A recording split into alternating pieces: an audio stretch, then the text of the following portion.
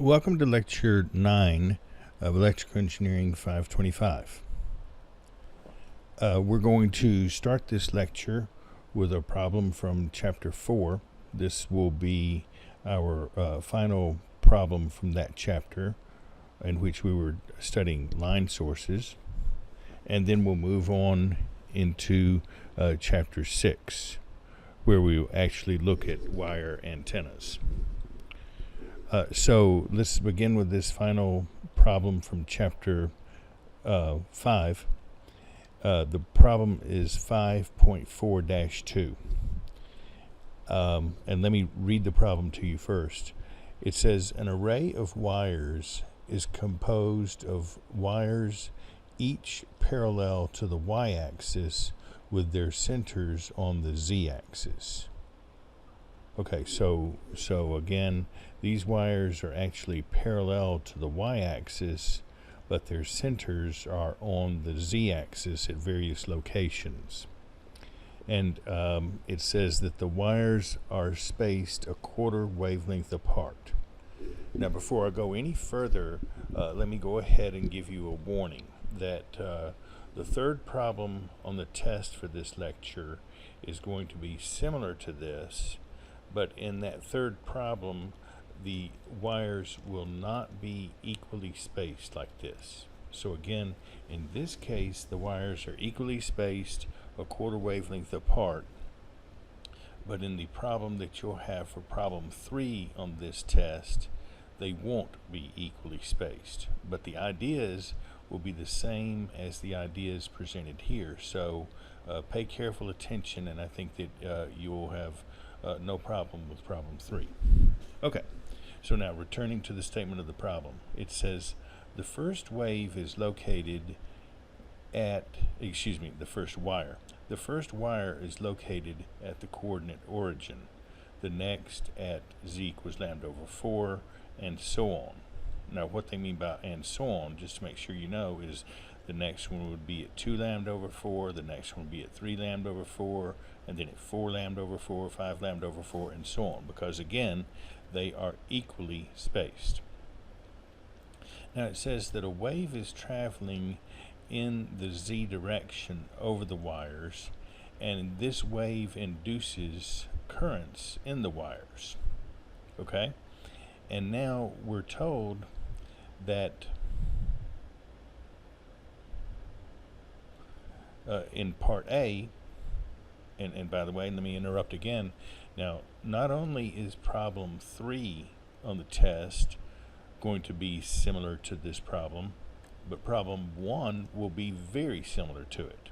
Okay, so again, this is just all the more reason to pay careful attention to this problem, because problem 1 will be extremely similar to it, and problem 3 will be based on the same ideas, but a little more different. Okay, so in part A, it says if the current phases starting at the origin are 0 degrees, minus 80 degrees, minus 160 degrees, minus 240 degrees, minus 320 degrees, etc., is the wave fast or slow?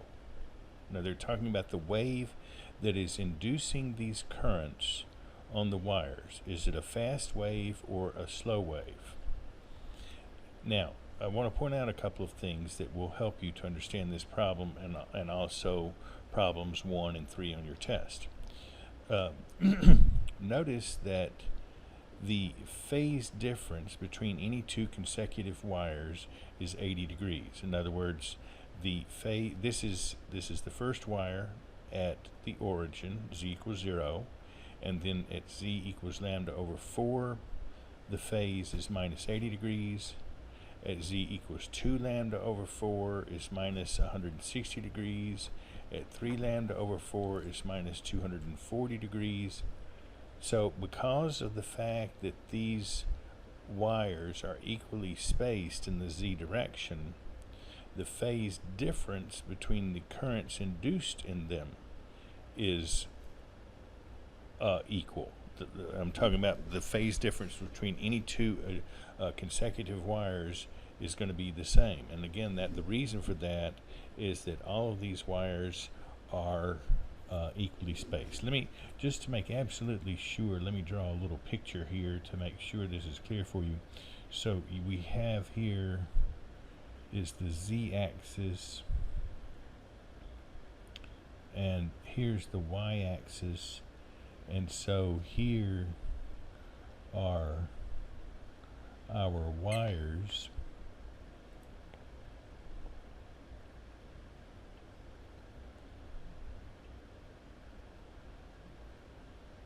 and just suppose that, you know, this is supposed to, although the picture is not perfect, of course, but we're thinking of equally spaced wires, and we have a wave coming along here in the positive z direction, and it's and we also have a wire here. It's hard to see it, but another wire here at z equals 0. And so this wave that's traveling in the positive z direction is inducing currents on those wires. And because these because these wires are equally spaced, again, my picture is not perfect, but you get the idea. Every pair of wires is supposed, or any two consecutive wires is supposed to be a distance delta apart, and because of that equal spacing, then the phase difference between any two is going to be 80 degrees. This one, the second wire lags, the current on the second wire lags the current on the first wire by 80 degrees. The current on the third wire lags the current on the second wire by 80 degrees. The current on the fourth wire lags the current on the third wire by 80 degrees, and so on. And again, that's all because of the equal spacing. Now, there and remember that the locations are z equals 0, z equals lambda over 4, 2 lambda over 4, 3 lambda over 4, 4 lambda over 4, etc. Okay? So given that that is the spacing, that any two consecutive wires are lambda over 4 apart, and also that the phase difference between these is going to be 80 degrees, we want to know if this is a fast or slow wave. Well, the way that we can, this is actually a pretty simple problem, and the way that we handle it is the following. Okay, we know that the phase variation here of this wave that's traveling in the positive z direction, it'll be like a term that would describe that wave would be e to the minus j beta naught z.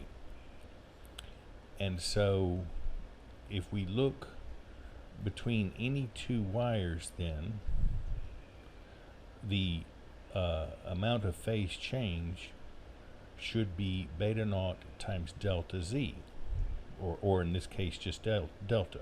So beta naught times delta should be the phase difference between any two wires. So we have, and since we're traveling in the positive z direction, it becomes minus beta delta. So in other words, we're, as we said a moment ago, the current on this wire, on the second wire, lags the current on the first wire. The current on the third wire lags the current on the second wire, etc. So here's our minus beta naught delta, and that's equal to minus 80 degrees, because that's the amount of phase lag that we're picking up here. And you have to be told that. You don't know, you're just told that that's minus 80 degrees. So minus beta naught delta is corresponding to minus 80 degrees.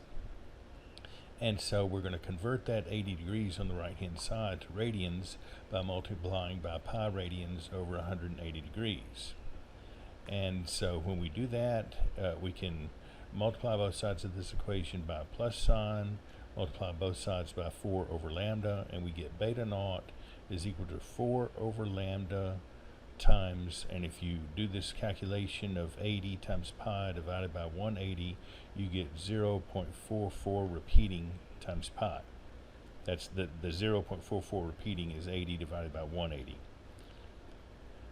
Now if you multiply that 0.44 repeating times 4, you get 1.77 repeating pi over lambda. So beta naught is equal to 1.77, or 1.78 if you wish, 1.78 pi over lambda. But beta naught is also equal to 2 pi over lambda g, where lambda g is the wavelength associated with this wave traveling in the positive z direction. So 2 pi over lambda g is what we have over here, and 1.78 or 1.77 repeating pi over lambda is what we obtained on the right hand side. And so we see that lambda g is equal to 2 divided by 1.78 lambda. In other words, lambda g is larger than lambda, and so this means that the velocity of this wave is faster than the speed of light, and so this is what we call a fast wave. Now, you might wonder, how can the velocity be faster? But remember, this is phase velocity. So the phase velocity of this wave is faster than the speed of light in vacuum, and so this is a fast wave. And now for problem 1 on the test, you're going to do exactly this same kind of calculation. The problem was exactly the same, but the current phases starting at the origin are 0 degrees, minus 100 degrees, minus 200, minus 300, minus 400, etc. So instead of 0, minus 80, minus 160, minus 240, minus 320, now you have 0, minus 100, minus 200, minus 300, minus 400, and so on. So that will be problem 1 on the test. And then problem 3 is also going to be based on this idea, but in problem 3, the wires will be not quite equally spaced, and so you'll have to figure out how that affects the problem.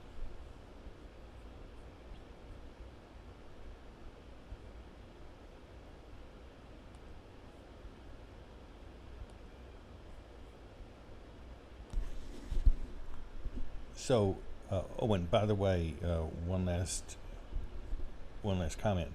Obviously, since the question here is the way fast or slow, you only have 2 choices. So I'm not for the test itself. The question will not be repeated. You'll just have the answer choices. So make sure that you record your answers so that you can. Well, of course, you'll be working on this test at home anyway, but answer A will, if you think it's fast, circle A. If you think it's slow, circle B. And now let's proceed into some problems for chapter 6. As I said, chapter 6 covers wire antennas, and it's a lengthy chapter, so we're just going to begin scratching the surface of that chapter here in this lecture. And the first problem that we'll look at is 6.1-8. It says a resonant half-wave dipole is to be made for receiving TV channel 7 of frequency 177 megahertz. If half-inch diameter tubular aluminum is used, how long in centimeters should the antenna be? Now, when you look at this at first glance, you might think that this is a trivial problem, because it says we want a half-wave dipole, and we have the frequency right here, and so you might think, well, from that frequency we figure out lambda, and then take half of that, and we have the length. But that's for an idealized, that's the way we would proceed for an idealized or an infinitely thin antenna. But in this case, we have a real-world antenna that has some thickness, and as is explained in this chapter, the thicker this wire is, the lower the resonant frequency is going to be. And so another way of looking at this is to say that if we want to make this antenna be resonant, what we should do is actually shorten it a little bit, since it has some thickness. And the thicker the wire is, the more we should shorten it to maintain a resonant half-wave dipole. So how do we solve this kind of problem? This is not something we can easily formulate analytically,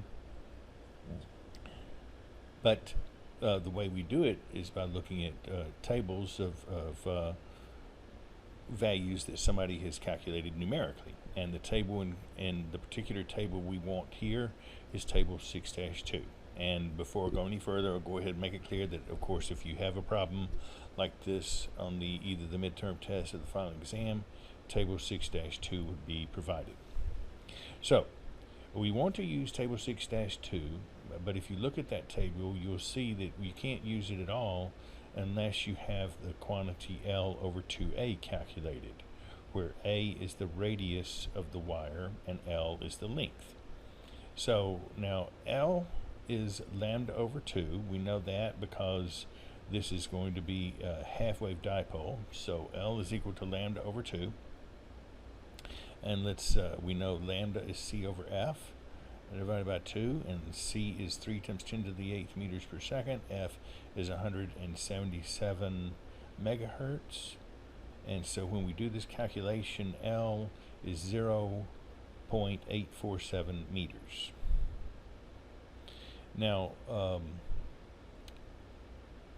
remember that A is the radius, so 2A is the diameter, and we're told in the statement of the problem that the diameter is 1/2 inch. So we have 2A is equal to 1/2 inch, and then we multiply that by 2.54 centimeters per inch, and we get that 2A is 1.27 centimeters. So now that we have 2A is 1.27 centimeters and L is 0.847 meters, now we can calculate L over 2A. And L over 2A then will be 0.847 meters divided by 1.27 times 10 to the minus 2 meters, or 66.7. Now that we have this ratio, we can look at table 6-2. Now, table 6-2 is not a very extensive table. It only has 3 lines in it. And let me just find the page number for you here. Okay, this table is on page 159. And as I said, it's not a very extensive table. It only has 3 possible values of L over 2A, and those 3 values are 5,000, 50, and 10. Now, we could, if we wish, we could try to interpolate in between these values, but we're not going to do that. And all the problems that we encounter using table 6-2, instead of trying to interpolate, we'll just calculate our value of L over 2A and then pick whatever value is in the table that's closest to that. We won't try to interpolate between values, we'll just pick the closest value. So in this case, in the problem under consideration here, we have found that L over 2A is 66.7, and so of the 3 choices, 10, 50, or 5,000, certainly this is closest to the entry of 50. So we're going to use the information from that line in table 6-2. And in that line, it tells us that the percent shortening required is 5%.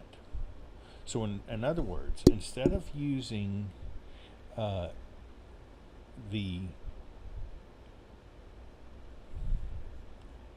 this length of 0.847 meters for this antenna, we should use an antenna that's 5% shorter than that, since this is a thick rather than an infinitely thin antenna. And again, we need it to be shorter so that it will be resonant and have 0, which resonant will mean 0, among other things, that it has 0 input reactance. So finishing up then, we have um, just putting those words into equation form. So instead of lambda over 2, we want 95%. Since we have 5% shortening, we'll have 0.95 times that. Rather than 100% of that, we'll take 0.95. So 0.95 of this value that we calculated before, which was 84.7 centimeters, and 95% of that comes out to be 80.5 centimeters. So that's how long we would want this antenna to be for it to be resonant. And again, that's assuming that we use tubular aluminum of diameter 1/2 inch. Now, problem 6.1-11 is working with that same idea, but from a slightly different viewpoint. So let's see how this goes. It says use the length reduction procedure for half-wave resonance in table 6-2 to calculate the resonant frequencies of the two dipoles in figure 6-7. Well, if you look in figure 6-7 in your book, and this is on page 159, you'll see that in both of the cases under consideration, we have a wire antenna of length 1/2 meter. And in one case, the radius of the antenna is 0.0001 meters. We'll call that the first case. And in the second case, the radius is 0.005 meters, and we'll consider that to be the second case. And so the question again is, what we want to do is to calculate the resonant frequencies of these two dipoles. So in other words, instead of considering that we can shorten the dipole, can shave some off of the wire, that's how the way we were thinking in this problem above, is actually shortening the antenna. But in this case, what we're basically doing is we're having a shift in the resonant frequency. We have a resonant frequency that's given, but then because of the fact that these antennas that are under consideration, because they're not infinitely thin, that will change the resonant frequency. And so that's the idea here, is that instead of having a change in the length, to see one last comment here. In this problem 6.1-8, we didn't want to change the frequency because we wanted to make this a resonant dipole for this particular frequency for this TV channel. So we didn't want to change the frequency. We wanted to trim the antenna a little bit, reduce the length, so that it would be resonant for this particular frequency. But in this case, in problem 6.1-11, we don't want to trim the antenna at all, so we're going to have a shift in the resonant frequency. The resonant frequency won't be quite what you would think from the fact that L is equal to 0.5 meters initially. So we'll see how this goes. Okay, so, and again, what I'm going to do is I'm going to do the first case, and then the second case will be problem 2 on test 9. And one final comment before we jump into this is that, again, since A is not equal to 0, that's going to shift the resonant frequency downward. The thicker the antenna is, the more the resonant frequency gets shifted downward. So I'm going to find an answer here for the first case But since the case you're going to be doing is even thicker than that, you should expect the resonant frequency that you obtain to be lower than the resonant frequency that I will obtain. Okay, so that's enough preliminary conversation. Let's go ahead and finish this problem. Even in the statement of the problem, it's made very clear that we want to look at table 6-2, and as was the case in the previous problem, if we want to use that table, we need to begin by calculating L over 2A. So let's proceed.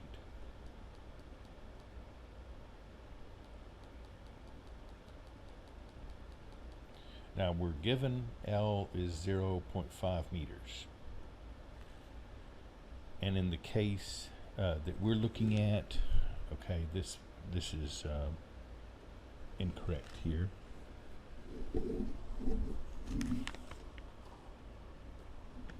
me stop for just a moment.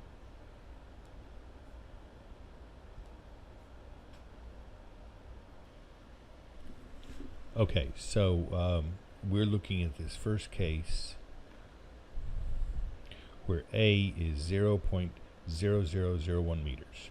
So what's written right here is incorrect. So we want to change that.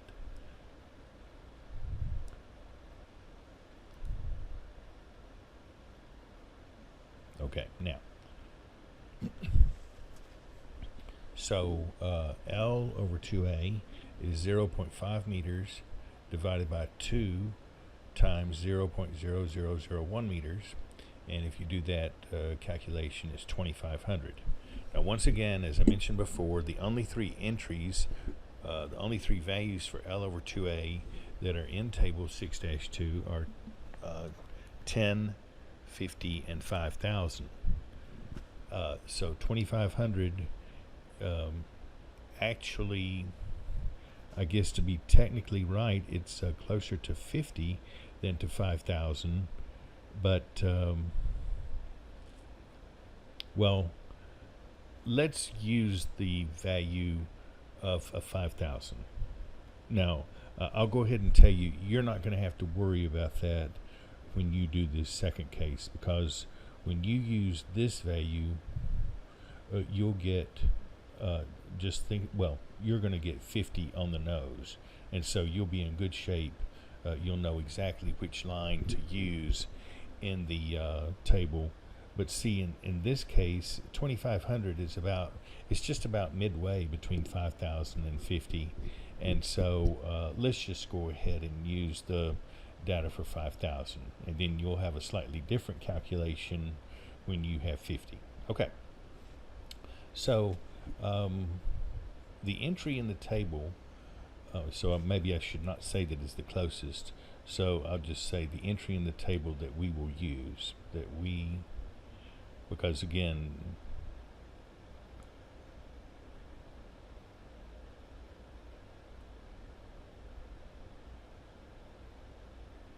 the 50 and 5,000 are about equally distant from 2,500, so it's not real clear what we should use there. So just for the sake of illustrating how this goes, we'll use the entry for L over 2A equals 5,000. Okay, so so we will use the data from that line of the table.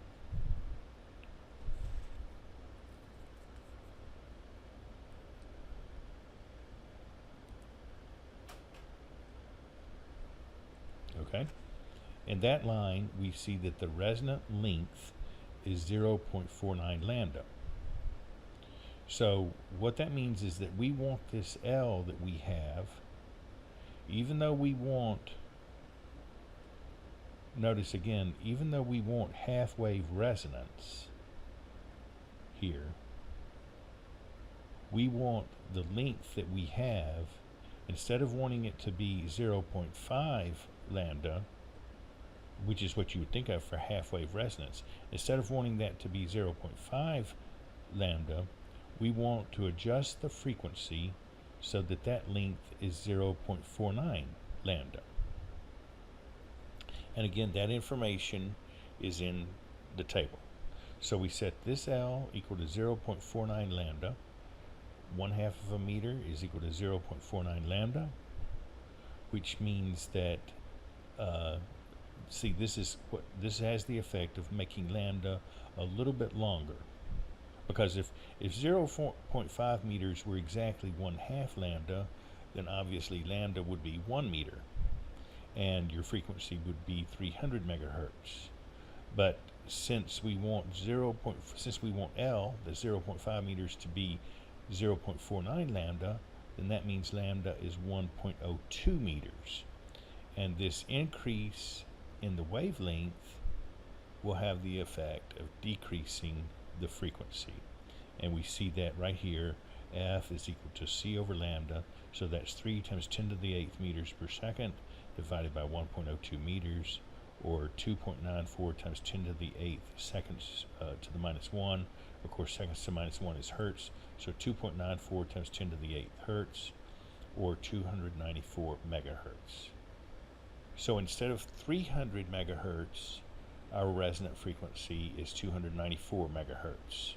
So the fact that instead of an infinitely thin dipole, we have one of radius 0.001 meters, that shifts the resonant frequency down by 6 megahertz. And now in the problem that you will do, you want to consider a wire of thickness radius 0.005 meters. So you have an even thicker wire, and as is noted here, for problem 2, find the resonant frequency for A equals 0.005 meters. Note that since the wire is now thicker, we expect the resonant frequency to be lower.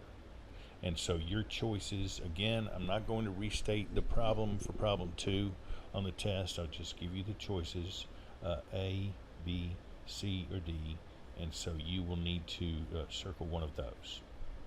And then once again, just to remind you what has been said already, there will also on the test be a problem 3, which will be similar to the first problem we considered in this lecture. And so that concludes lecture 9, and good luck.